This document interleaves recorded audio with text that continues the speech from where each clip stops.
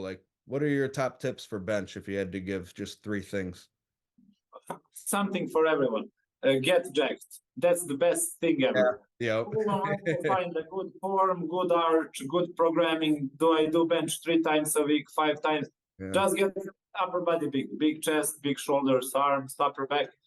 And when you have that's the true base. When you have that, you can find the most optimal bar path and such. If you don't have, if you're not big, you won't bench big. That's simple as that. That's true. And also, you can just bloat max. That's what I did back in the day.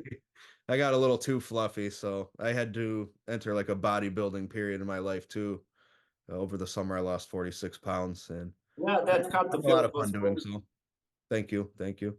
So let's get on to the nutrition portion of the chat. Okay. When it comes to nutrition, like, you have any foods that you eat aren't like your typical bodybuilder bro foods, like anything unconventional you do with your diet?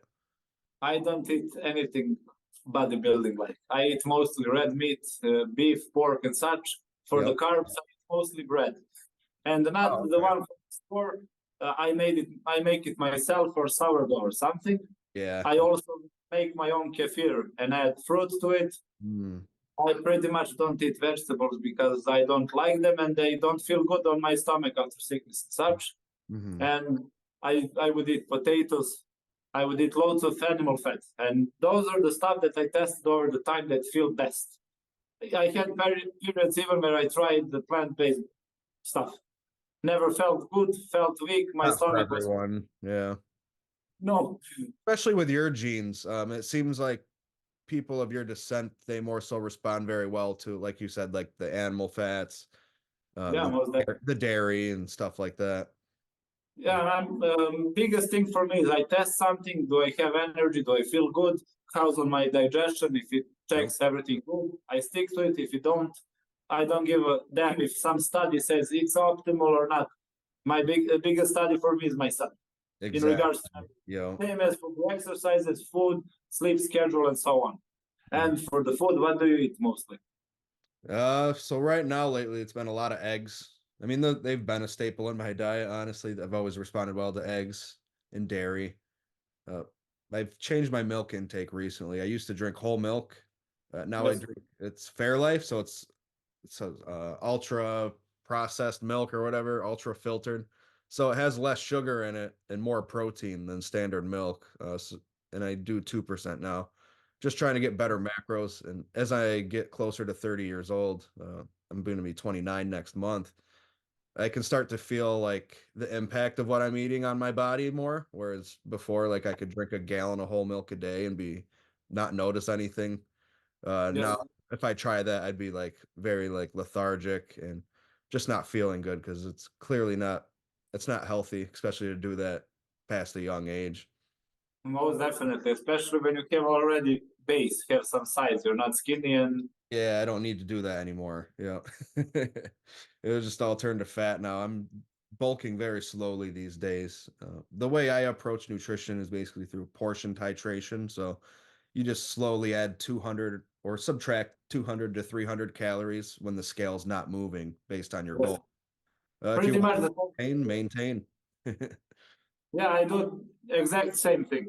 I'm currently around 4,000 calories, and when that stocks, I add a little more. But I had periods where I used to eat 10,000 calories a day. Yeah, I mean, you got to pay your dues, as they say. You know, it's better to do it when you're young and can handle it. Most definitely. So as far as sleep goes, do you do a lot about like your sleep routine, or are you kind of just roll into bed and pass out and sleep well? Well, most of the time I would eat something late, then go for a walk, 1 hour, go hot shower, go to bed, and I'm asleep in 2 minutes, pretty much.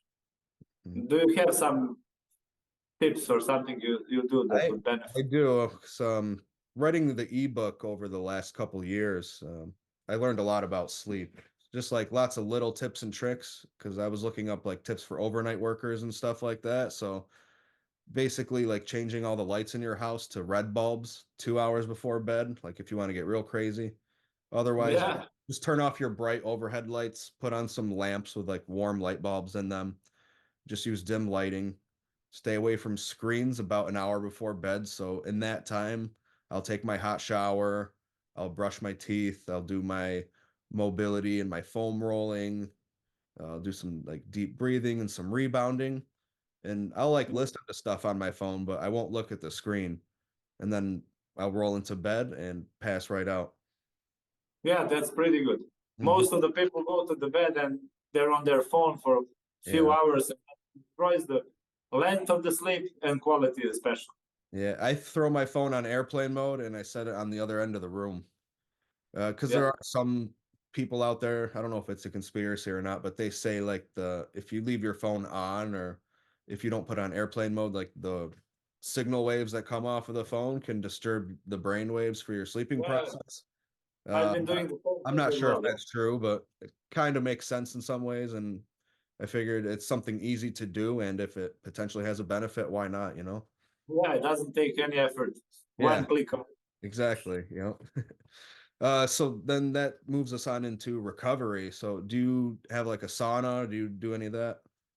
I used to do hot and cold as for recovery, and I used to have periods of just cold, and that was stuff like for mindset and so on. It is, I yeah. didn't I even like to heard pick them. about it. Yeah, today it's popular like from Wim Hof and such. I had no idea who was that person. I just decided I want to harden myself by going into the cold and going on the snow. I when I was in Germany, I used to go to frozen lake, break through the ice and go in and go out, no problem. But I stopped it over time.